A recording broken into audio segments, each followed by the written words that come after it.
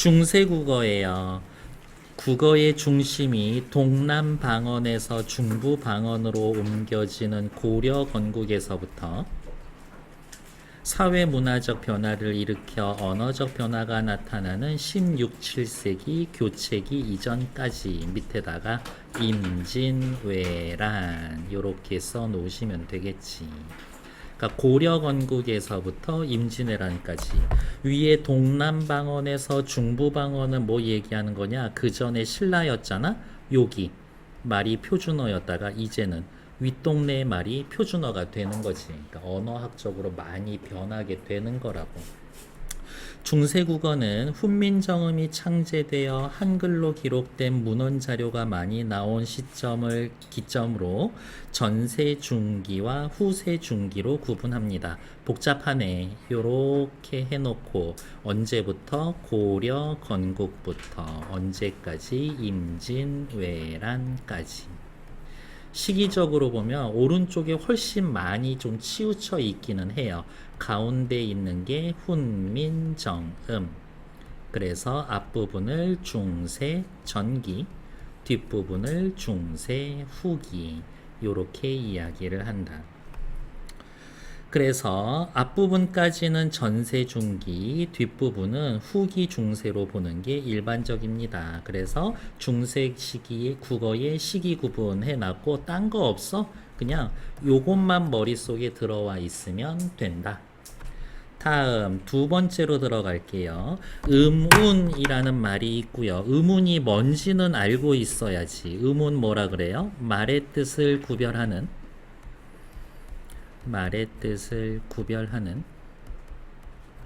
소리의 가장 작은 단위, 최소 단위.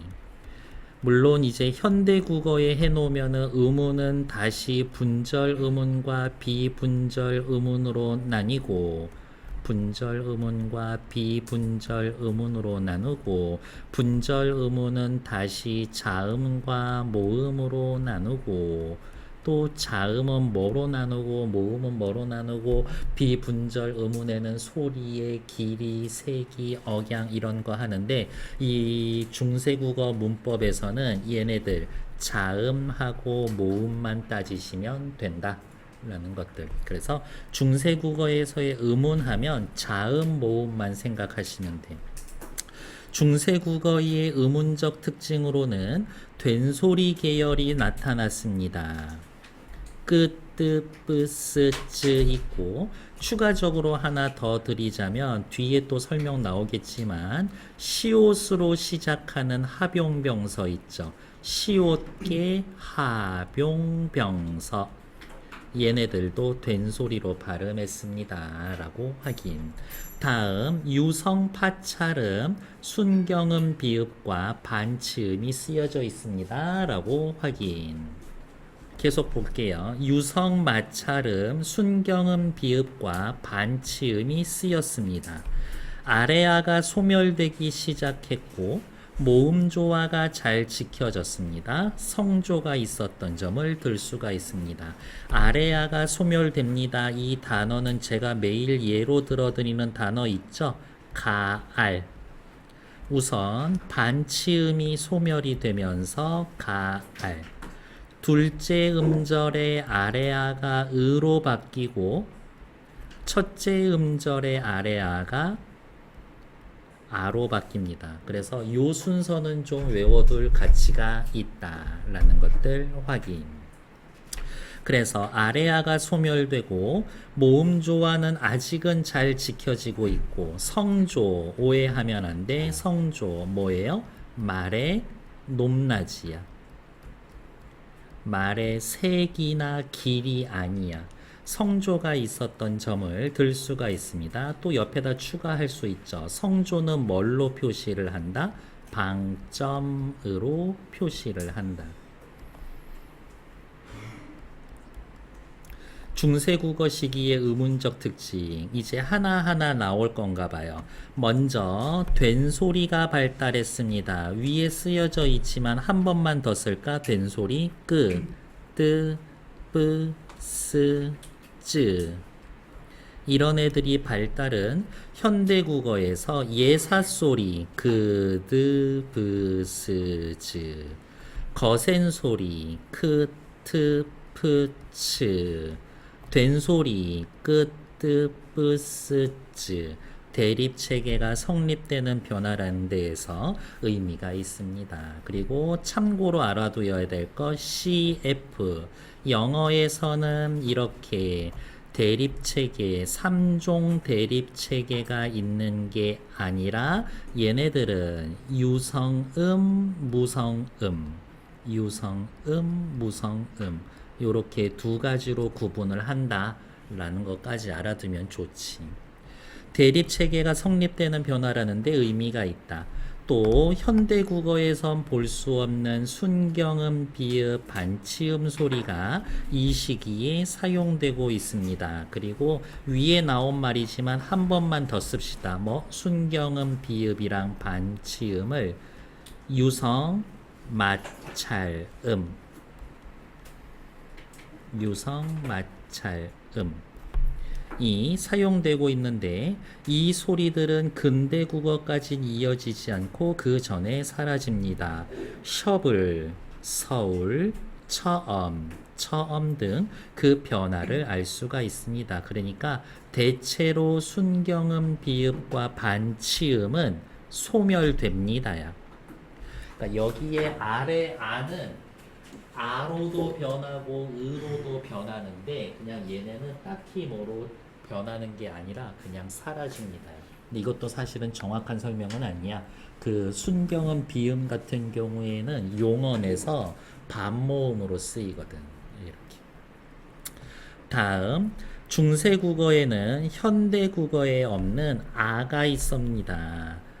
누구나 다 이름 알겠지만 아래 아. 왜 아래 아냐고? 자음 아래에 쓰니까 아래 아지. 아래아는 후기 중세국어 때부터 변화가 되었는데 이 개념은 중요한 개념이에요. 어디? 둘째 음절 이하에서는 으로 변하고 근대국어 이후 첫째 음절에서는 아로 변하면서 모음 아는 완전히 소멸되었습니다. 마암이 마음이 된 거 위에 가알 쓴 거랑 똑같아. 한 번만 더 써볼까? 마암. 반치음이 먼저 소멸되면서 마암. 둘째 음절에서 먼저 사라지면서 마음.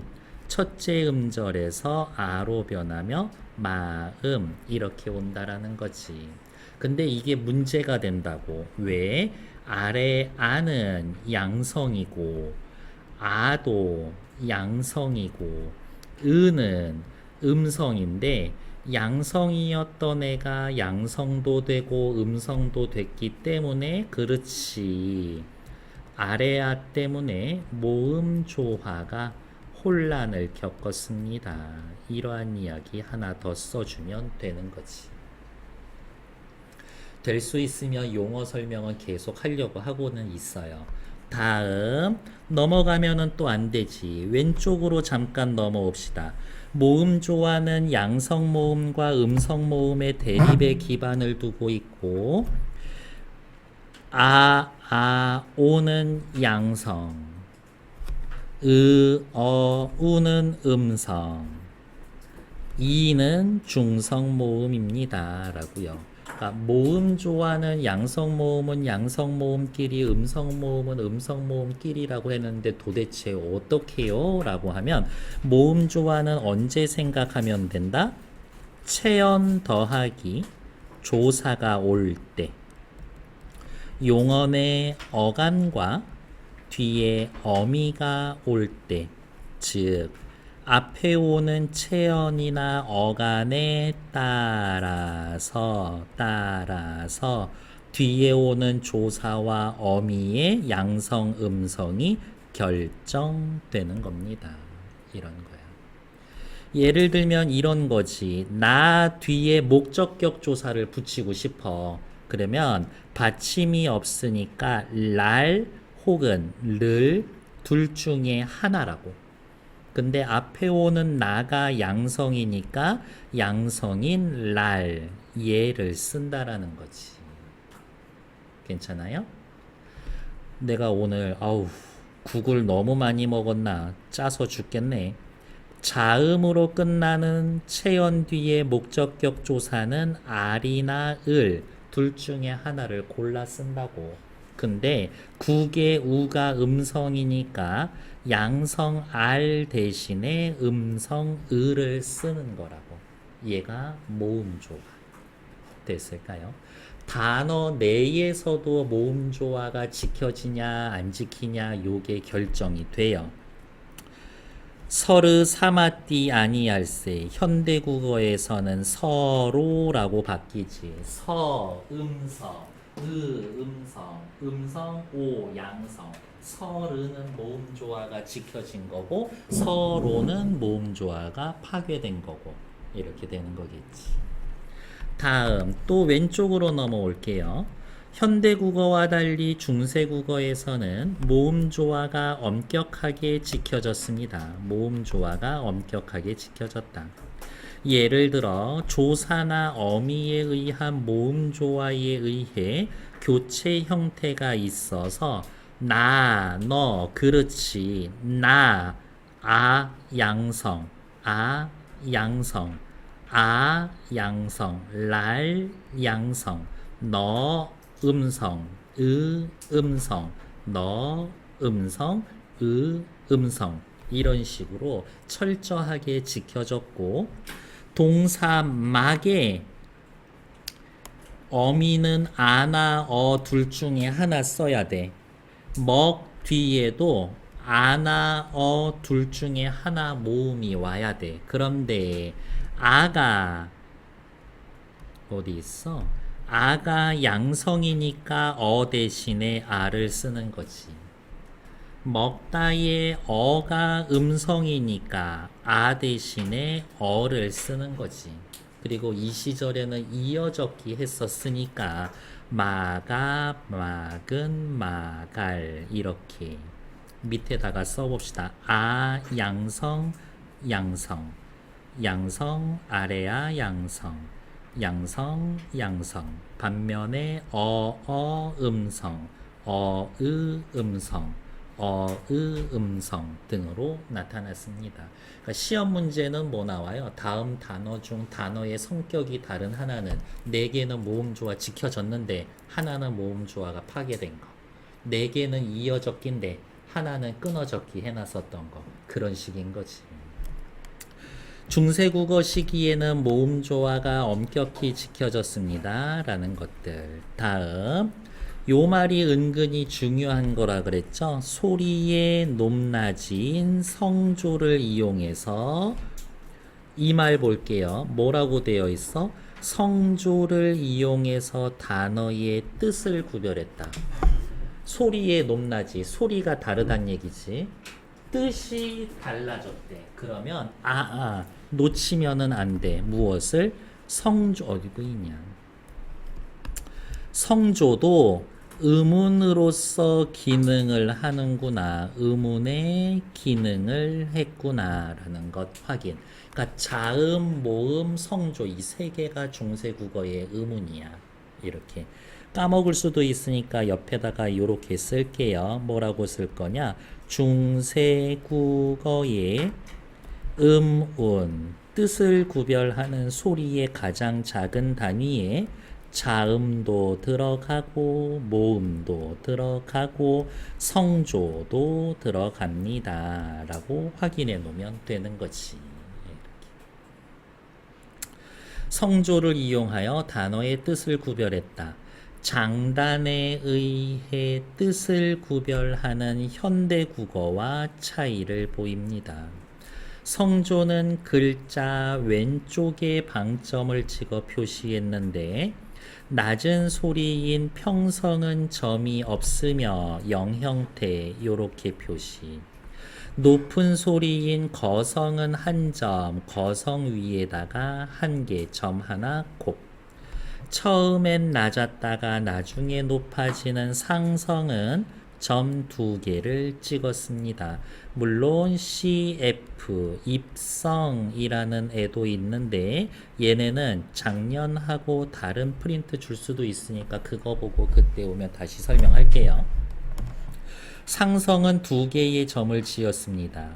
성조는 16세기 말에 소멸되었고 대체로 평성과 거성은 짧은 소리, 상성은 긴 소리로 바뀌어서 현대 국어의 장단 체계를 가지게 되었습니다.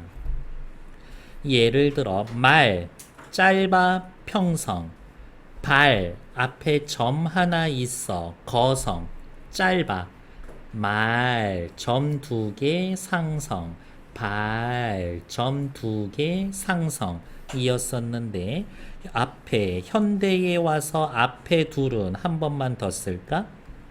평성과 거성은 짧은 소리, 평성과 거성은 짧은 소리, 뒤에 둘, 상성은 긴 소리로 남아 있습니다 라고 확인. 중세국어의 운소 체계인 성조라고 되어 있고 그냥 성조 요렇게만 확인해 보자. 다음 페이지 넘어갈게요. 중세국어의 시기 구분 특징 체크만 하면 됩니다. 밑줄 글까요? 고려 건국부터 16, 17세기 임진왜란 때까지 전기와 중세를 나누는 기준은 어디 있냐? 전기와 중세를 나누는 기준은 훈민정음 창제를 기준으로, 그 이전에는 전기, 이후는 후기. 고려의 건국으로 수도가 개성으로 옮겨지며 국어의 중심이 동남에서 중부로 옮겨졌다. 후기 중세 한글 창제로 우리말을 완전히 기록할 수 있었다. 중세국어의 의문적인 특징, 된소리가 나타났고요. 순경음 비읍과 반치음이 나타났고요. 옆에다가 한 번만 더 씁시다. 유성, 마찰음, 유성, 마찰음, 순경음 비읍과 반치음 등장. 순경음 비읍은 15세기 중반부터 반모음 우로 바뀌거나 흔적을 남기지 않고 소멸했습니다. 그래서 어떻게 생각하면 되냐면 현대 국어의 비읍 불규칙 단어들 있지. 덥다, 덥워, 더워 이렇게 발리는 거.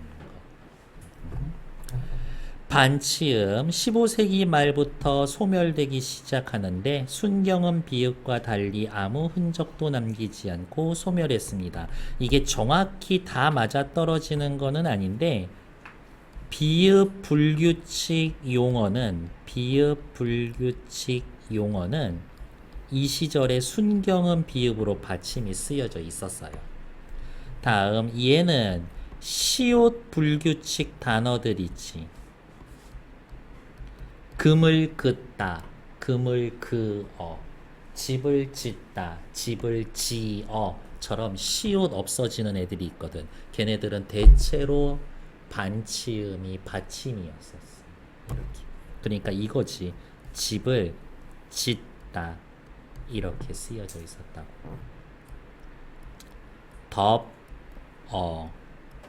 순경음 비읍이 이렇게 왔었을 거라고. 다음 아레아의 존재와 소실, 아레아가 있었습니다 라는 것들. 그래서 마알, 가을, 밑에 거 볼 것 없이 마알, 가알 얘네들이 어떻게 변했는지 뒤에 3단계 기억나서 쓰시면 된다. 밑으로 또 내려오죠. 모음 조화를 엄청 잘 지켰습니다 라는 것 확인. 성조를 이용해서 단어의 뜻을 구별했습니다. 그래서 다시 성조도 뜻을 구별하는 소리의 가장 작은 단위 운에 해당한다 이야기. 다음 평성은 낮은 소리 글자 왼쪽에 점 안 찍고, 거성은 점 1개, 상성은 점 2개, 그리고 이 상성이 현대국어로 넘어오면서 빈 소리, 괄호 열고 장음으로 바뀌었습니다. 거기 밑에 나와 있는 말이 그 말인 거지. 됐을까요? 네. 어휘. 아주 오래전으로 거슬러 보면 한자가 오기 전에는 우리말에 고유어만 있었을 거예요. 하지만 삼국시대에 한자가 유입되면서 자연스럽게 우리말 어휘 체계는 고유어와 한자어 이원 체계를 기본으로 합니다. 시간이 흐르면서 어휘 체계 안에 사용하던 고유어의 비중은 작아지고 한자어의 비중이 높아지는 변화가 지속적으로 나타납니다. 고유어 아래로 화살표, 한자어 위로 화살표. 이미 고대 시기에 지증마립간이라는 호칭이 지증왕이라는 중국식 호칭으로 변환돼서 이러한 경향을 볼 수가 있습니다. 고유어보다 한자어가 많아집니다. 중세국어 시기인 고려 광종 때 시행한 과거 시험에 한자가 포함되면서 일단은 한자어의 침투와 확산이 급격하게 진행되었습니다. 한편으로는 그러면 한자어만 들어오냐?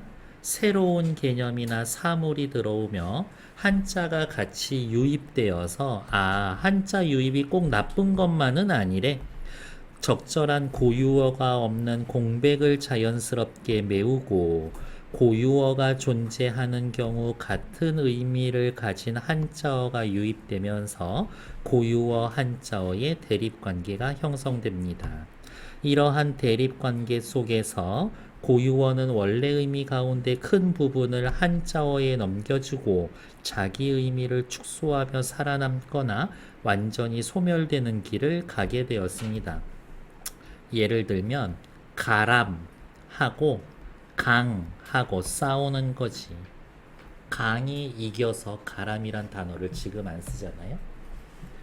뇌라는 고유어와 산이라는 고유어가 싸우면서 뇌 고유어는 사라지고 산 한자어만 남게 되었다. 이런 거지. 의미 축소가 되는 경우도 있습니다. 예를 들면 겨집이라는 고유어는 원래 여자를 뜻하는 말이었었는데 현재는 그 의미 영역이 대부분 한자에 여자에 넘겨주고 여자를 낮잡을 때 쓰는 비하하는 어로 사용되어서 의미 영역이 좁아진 겁니다. 겨집이라는 단어는 의미 축소된 단어구나 라고 확인하시면 되고, 번뜩 떠오르는 애들 있어요. 이따가 훈민정음 할 건데 세종어제 훈민정음의 의미 축소된 단어들 혹시 뭐 기억나는 거 있나? 나란 말쌈이 둥귀게 달아. 말쌈 의미 축소된 단어지. 제 뜻을 실어 펴디 못할 놈이 하니라. 놈도 의미 축소된 단어였었지. 옛날엔 이 단어면 이만큼을 지칭하는 건데 지금은 요만큼만 지칭해. 그럼 의미 축소고, 옛날엔 이만큼만 축소했는데 지금은 그 단어를 붙일 수 있는 게 늘어나면은 의미 확대고. 그러면 위에다가 또 한번 정리해 봐야 되겠는데요. 뭐라고? 의미 변화. 의미 변화라는 게 있고, 의미 변화의 형태는 첫 번째 의미 축소, 의미 확대. 전혀 다른 뜻이 됩니다. 의미 이동. 얘네들도 밑줄 그어놓고 1, 2, 3, 4, 5 다른 것 찾기, 아니면 보기 던져준 다음에 의미 변화 양상이 같은 것 찾기. 보기가 축소야. 그러면 나머지 축소 찾으면 되는 거지. 이처럼 의미 축소를 경험하고 고유어보다 소멸의 운명을 다진 고유어들이 더 많아서 즉 가람, 강, 즘은 일십, 백, 천, 비움, 단장, 아암, 친척 이러한 애들은 완전히 대체된 애들도 있습니다. 이처럼 중국어로부터 유입된 한자어의 비중이 꾸준히 높아지면서 중국어뿐만이 아니라 뭐라고 13세기, 14세기 원나라와 밀접한 관련이 있으며 몽골어가 많이 들어왔습니다. 우리나라에 들어온 몽골어는 관직, 말, 매, 군사, 음식 등 단어가 주류를 이루었고요. 대부분은 사라졌지만 현대까지 나와 있는 말, 가라말, 털빛이 검은 말, 보라매, 사냥에 쓰는 매, 수라, 왕의 식사 등이 그 예입니다. 어휘 부분의 내용을 정리하면 고유어만 있었어요. 거기에 한자어가 유입이 됩니다. 한자어가 유입이 됩니다. 둘이서 경쟁을 해요. 그러면서 고유어는 그 자리가 많이 줄어들고 한자어는 그 자리를 넓혀가고 여기에다가 플러스 몽골어까지 들어오게 됩니다. 그러면서 점점 우리 고유어의 자리가 좀 줄어들겠지. 그래서 이러한 흐름이 있다. 제가 아까 써드렸었던 거 단어의 의미 변화에는 이동, 축소, 확대 이런 것들이 있습니다. 예전에 어리다는 어리석다. 지금은 나이가 적다. 예전에 놈은 일반적인 사람에서 남자를 낮잡아 이르는 말. 예전에 다리는 사람이나 짐승한테만 붙어 있어야 다리인데 요즘은 책상한테도 다리 이런 거 붙여준다. 라고. 다음 페이지 넘어갈게요. 한자어의 유입과 비중이 확대가 됐습니다. 라는 것들 제가 앞에 잠깐 써드렸었던 부분 어디야? 요 부분만 기억해 두시면 됩니다. 요 부분만 기억해 두면 뒤에 한자어 유입에 관련된 것들은 다 해결이 된다. 자는 거 아니야? 그렇지. 한자어 유입의 결과 됐어. 몽골어 들어왔습니다. 됐지. 그래서 한자어와 몽골어의 유입에 대해서 우리말의 어휘체계 고유어만 있다가 고유어와 한자어의 이원체계가 되었다가 중세국어 이후에는 다른 외래어도 추가적으로 유입이 됐습니다. 옆에 나와 있는 8번 서술형 문제는 쓸 것도 없어. 한자의 유입으로 인한 우리말의 단어 체계의 변화 요거 쓰시면 됩니다. 고유어만 있는 일원 체계에서 고유어 한자어의 이원 체계로 변했습니다. 그냥 그것만 쓰면 끝이지. 여기에는 뭐 별로 어려운 말은 없어서 시간 2분 들이지 않도록 할게요. 다음 페이지. 이제 문법 부분이지. 조금 복잡해지기 시작할 거예요. 어디 있냐? 중세국어의 시기에는 주격조사 가가 없고 이만 있어서 앞에 말의 받침 유무에 상관없이 이가 쓰였습니다. 샘이 깊은 물은 부티에니라샤데 불휘 깊은 남간 등은 주격조사 이가 쓰인 양상을 볼 수가 있습니다. 일단 샘이 밑에다가 샘 더하기 이. 그 다음 부태는 부텨 더하기 이. 불휘는 불휘 더하기 영 형태 쓰지 않았습니다. 이거예요. 오해하면 안 돼. 요 이 안 쓴 것 전부 다 이야. 그냥 이걸로 취급하는 거야. 이가 형태가 변해 있습니다. 가 대신에. 그래서 세미, 부티, 불휘를 보면 요렇게였구나 라고 확인하는 게 1번. 전부 다 노란색 칠해놓은 게 주격조사 2였구나라는 것 확인. 시험 문제는 어떻게 나와요? 여기 노란색 찍어놓은 데가 전부 다 빈칸 이렇게 나온다. 1차로 제가 중세국어 설명하면서 말씀드렸죠. 시험 문제는 어떻게 나와? 중세국어 주어, 괄호치고 우리말 해석을 주어. 여기에 빈칸 해놓을 거야.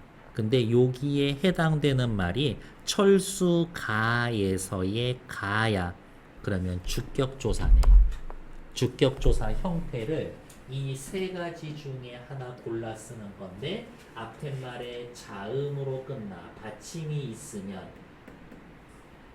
2로 끝나면 안 쓰고 요거 두 가지 케이스 이외의 경우 받침도 없고 2도 아니야. 그때는 요렇게 쓰는 것들 확인 됐을까? 목적격 조사, 관형격 조사 전부 다 이 형태가 제일 중요하다. 시험 문제는 일단은 그 형태일 거라고 확인. 다음 높임 표현은요. 선어말 어미에 의해서 실현됩니다. 이번 시험 범위였으니까 기억이 나죠? 높임 표현은 뭐 있어요? 주체 높임, 객체 높임, 상대 높임 세 가지가 있죠. 현대문법에 주체 높임 선어말 어미 있어? 있어. 객체 높임 선어말 어미 없어. 상대 높임 선어말 어미 없어. 그런데 중세국어에서는 주체, 객체, 상대 전부 다 선어말 어미가 있어. 그러니까 여기는 복잡하기도 하고 시험 내기도 딱 좋아. 그래서 별표. 우선 시에 의한 주체 높임, 삽에 의한 객체 높임, 의에 의한 상대 높임의 정연한 체계를 이루고 있습니다. 이거 교재가 약간 허술해요. 중세국어 시기의 주체 높임 선어말 어미는 시, 샤. 객체 높임 선어말 어미는 삽, 잡, 반치음 써서 앞. 이도 있고 it도 있어. it. 이렇게까지 확인하셔야 합니다. 대체로 주체 높임의 경우는 현대국어 시만 쓰는 것과 비슷하지만 객체 높임의 삽 한번 또 써. 잡, 앞은 현대에 와서 거의 흔적을 남기지 않고 사라졌고 상대 높임법 또한 선어말 어미에 의해 쓰여지던 체계는 사라지고 현대에 와서는 어말 어미에 의해서 표현됩니다. 다른 말로 현대에 와서는 종결 어미의 활용을 통해서 표현이 됩니다. 라고 되어 있고 이렇게 어설프게 해놓으면 안 돼. 어디에다가 쓸 말이 있을까? 여기 위에다가 조금만 자세히 쓸게요. 첫 번째, 주체 높임 선어말 어미. 주체 높임 선어말 어미. 두 가지 있다라 그랬죠. 시, 샤. 어떻게 구분해요? 뒤에 자음이 오면 시, 뒤에 모음이 오면 샤야. 이렇게. 다음 객체 높임 상대 객체 높임 선어말 어미 삽. 얘는 좀 구겨서 쓸게. 삽, 잡, 앞. 요렇게 세 개고 얘네들 앞에 야, 바보야, 미안, 삽, 시옷 있는 거, 시옷. 시옷이 있어. 전에 물어봤을 거예요. 돈 벌면 나중에 뭐 살 거야? 가방 사야지. 백 하나 정도는 있어야 돼. 이렇게 너무 사치하진 않더라도. 앞에 체언이 가방사하 이렇게 끝나면 삽이야. 이렇게. 다음. 연봉 한 12억쯤 벌면은 이제 뭐 살 거야? 집 사고 그 다음에 차 사야지. 요즘은 다 차 있어. 다 타, 자, 차. 앞에 체언이 저렇게 끝나면 잡이야. 그리고 그 이외의 것들이 오면 전부 다 압이야. 이렇게. 그래서 여러분들 이 높임 표현에서의 제일 까다로운 건 얘네예요. 이 세 개 채우는 게 제일 까다로울 거예요. 근데 또 문제가 있어. 이렇게 되어서 삽잡 압을 결정했는데 뒤에 모음이 온다? 그러면 전부 다 순경음 비읍으로 받침이 바뀌어. 순경음 비읍이 받침으로 바뀌어. 그리고 순경음 비읍이 뒤로 넘어갈 거야. 이어적기 될 거예요. 이렇게. 그러니까 니들 한번 제대로 혼내주겠다라고 하면 객체 높임 선어말 어미 저기 빈칸 채우기가 시험에 나올 가능성이 제일 높다. 다음 마지막 하나만 더 할게요. 상대 높임 선어말 어미 두 개밖에 없어. 이하고 잇 요렇게 두 개가 있어요. 얘네는 자음, 모음, 뭐 음운으로 구분하는 게 아니라 평서문일 때는 이, 명령문일 때는 잇 이렇게 쓰는 거지. 오시나이다, 오십니다 평서문 하면 끝나. 가실이 있고 해석 어떻게 했어? 갑니다가 아니라 가십니까? 이렇게 해석할 거거든요.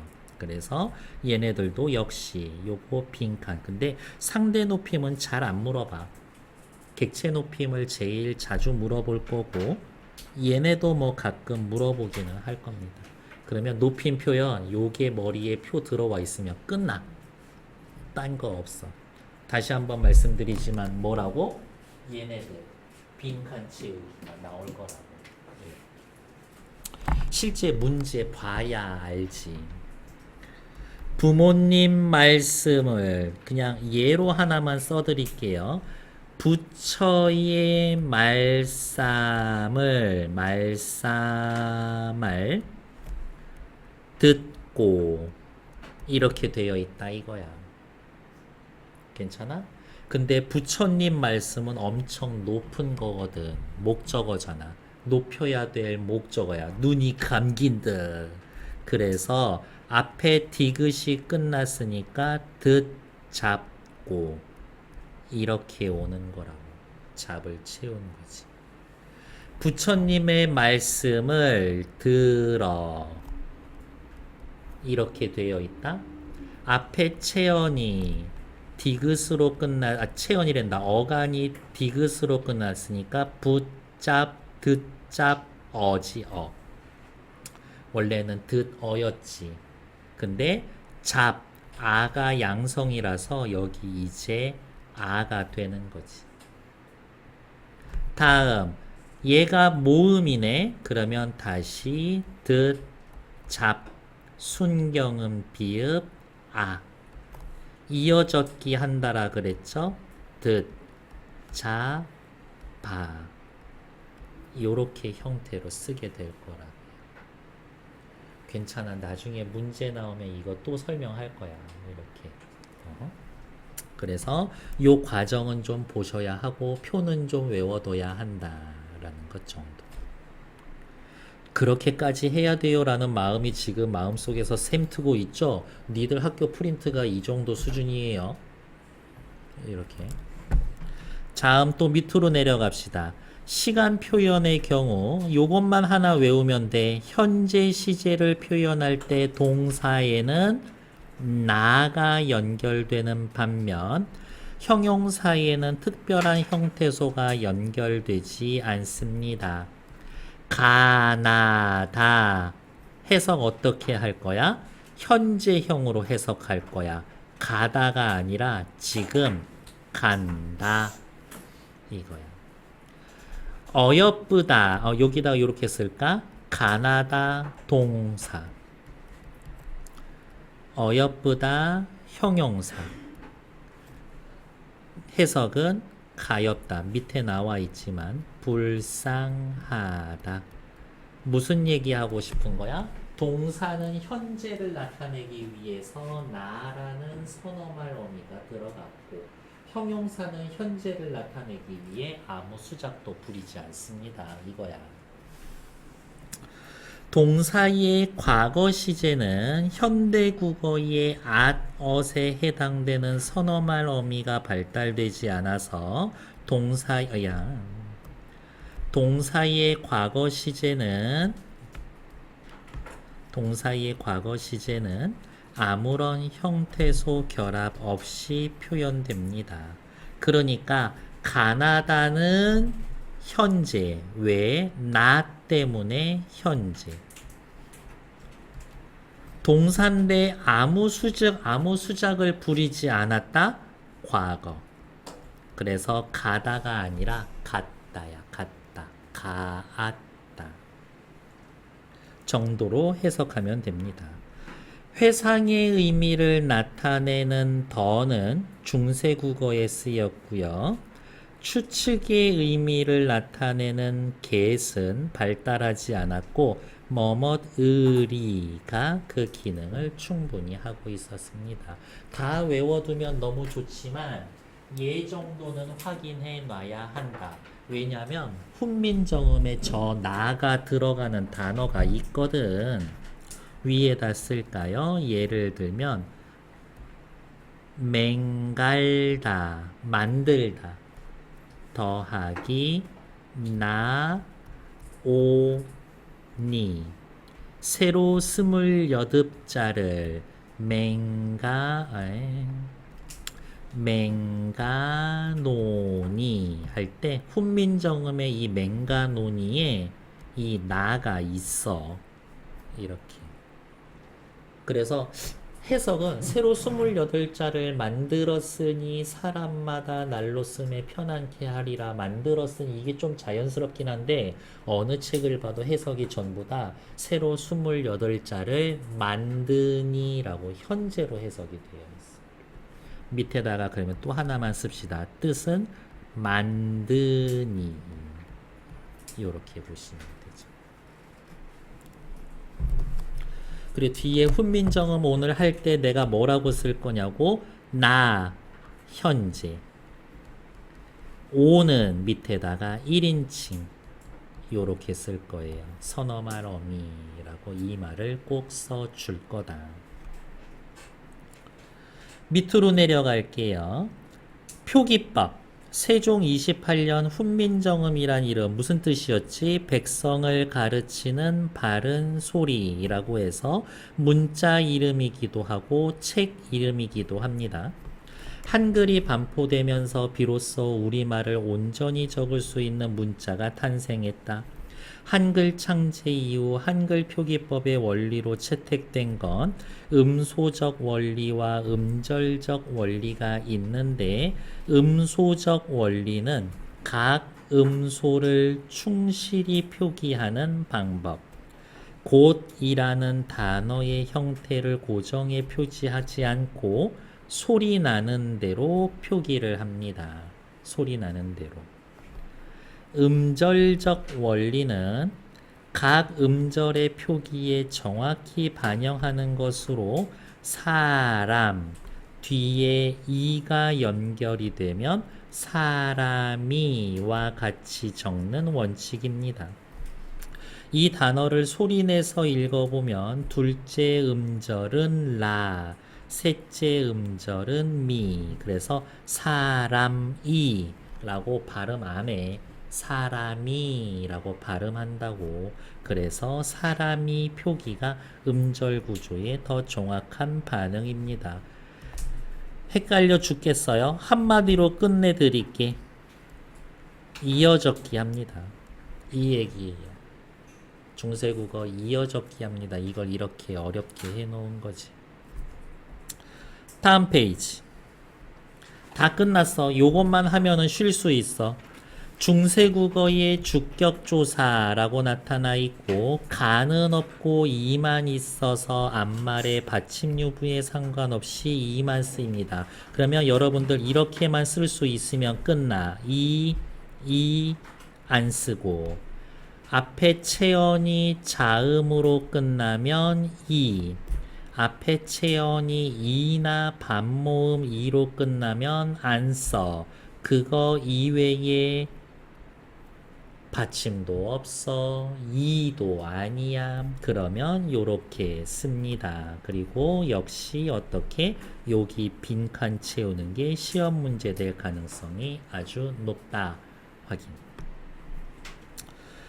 주체 높임 선어말 어미는요. 밑에 그냥 이름 몇 개만 씁시다. 시, 샤. 객체 높임 선어말 어미에는 삽, 잡, 앞. 상대 높임에는 잇 요렇게 있습니다 라는 것들. 그리고 얘네들 각각 채울 수 있으면 좋다 라고 확인. 다 아는 얘기하고 있지. 현재 시제 동사에서는 나를 씁니다. 형용사에는 특별한 형태소가 없고요. 뒤에 나올 거지만 한 번만 더 쓸게요. 맹가노니 여기에 나 있다라고. 과거 시제에는 동사에 아무런 형태소 결합이 없다? 그러면 과거. 너 거기에 있더라. 걔 집에 가더라. 더는 과거였다. 미래 시제에는 리가 쓰였을 거고요. 표기법의 특징, 세종시절 훈민정음 밑에 쭉 나와 있지만 저는 그냥 딱 네 글자로 후려쳐서 설명드렸죠. 뭐라고? 이어적기에 씁니다. 그렇게 확인하시면 된다. 옆에 11번은 잠깐만 볼게요. 높임법을 나타내는 문법 단위와 그 대상. 무조건 중세 국어 주고 현대어 해석 주게 돼 있어. 안 주면 그거 선생님 나쁜 거야. 열애하, 열애시여, 우리나라해, 우리나라에, 오셔서, 중생이, 사곡을, 사악하고 왜곡된 것을 덜에 하셔서, 덜게 하십시오. 오샤의 이 샤는 주체 높임 선어말 어미죠. 높임법을 나타내는 문법 단위 쓰세요. 샤. 그리고 옆에다가 괄호 해놓고 주체 높임 선어말 어미.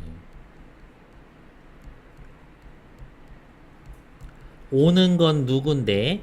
열애가 올 거죠. 주체 높임 선어말 어미를 사용하여 주체 열애를 높이고 열애를 높임 이렇게 쓰면은 되겠지. 참고로 하나만 더 할게요. 요 하는요 존칭의 혹격 조사입니다. 존칭의 혹격 조사야. 그래서 열애야 부처님이거든요. 열애야 뭐하니? 반말처럼 들리지만 반말 아니야. 그래서 밑에 해서 어떻게 했어? 뭐뭐이시여 높이면서 붙여준 거지. 임금하 임금이시여 이렇게 확인. 됐어. 다음 페이지. 고유어, 한자어 같은 건 요런 거 좀 그냥 한번 읽어봐 주시고요. 석보상절 얘네들은 그냥 패스할 거예요. 다음 페이지.